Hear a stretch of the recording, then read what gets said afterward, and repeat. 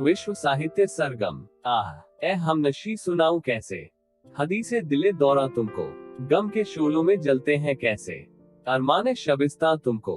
विश्व साहित्य सरगम की इस महफिल में आज एक बार फिर हम साहित्य प्रेमी श्रोताओं के लिए प्रसिद्ध साहित्यकार हदीस अंसारी की समसामयिक घटनाओं पर आधारित एक नई लघु कथा के साथ हाजिर हुए हैं। उम्मीद है इन लघु कथाओं से आपके जीवन को नई चेतनाएं प्राप्त होंगी, कल्पनाशील अनुभव को शक्ति मिलेगी और जीवन के नए अर्थ खोजने में पहले से कहीं ज्यादा अपने आप को सक्षम पाएंगे। आज की लघु कथा है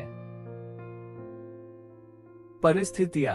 मौसम सरमा में कड़ाके की सर्दी के कारण स्कूल बंद हो गए हैं। पूरी फिजा कोहरे की सफेद चादर ओढ़े खामोश खड़ी है। नंदू गांव के मुखिया के खेत में गेहूं की फसल की सिंचाई कर रहा। सूरज डूबने ही वाला है। एक तो सूर्यास्त का समय और ऊपर से घना कोहरा अंधेरा आम दिनों के मुकाबले में कुछ ज्यादा ही बढ़ गया है। नंदू का बेटा नाहर भी उसके साथ खेत की मुंडेर पर बैठा नाली में पानी जो आ रहा है उसमें अपने ठिठुरे हुए हाथ को डालकर ठंड को दूर करने की कोशिश कर रहा है। नंदू बेटा तुम घर जाओ, खेत का कुछ हिस्सा बाकी रह गया है, मैं इस हिस्से की सिंचाई करके घर आ रहा हूँ। अगर यह बाकी रह गया तो मुखिया कल जिंदा रहना मुश्किल कर देगा।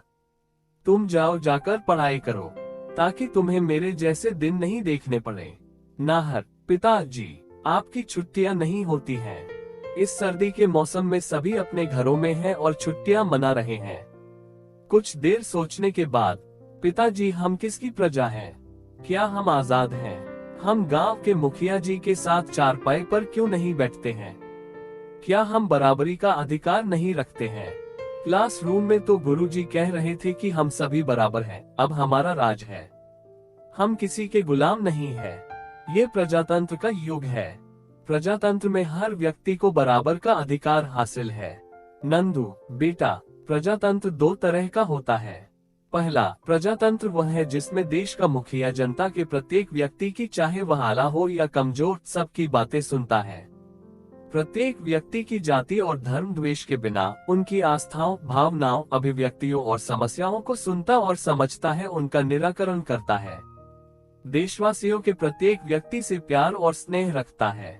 वह कभी भी जनता से दो तरह का व्यवहार नहीं करता है, किसी विशेष जाति, धर्म और समुदाय को परेशान और तंग नहीं करता है।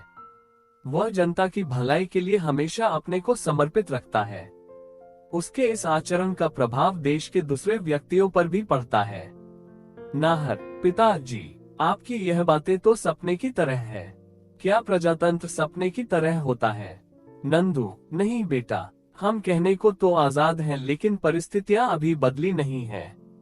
पहले तो हम दूसरों के गुलाम थे, लेकिन अब अपने ही देश में अपनों के गुलाम हैं।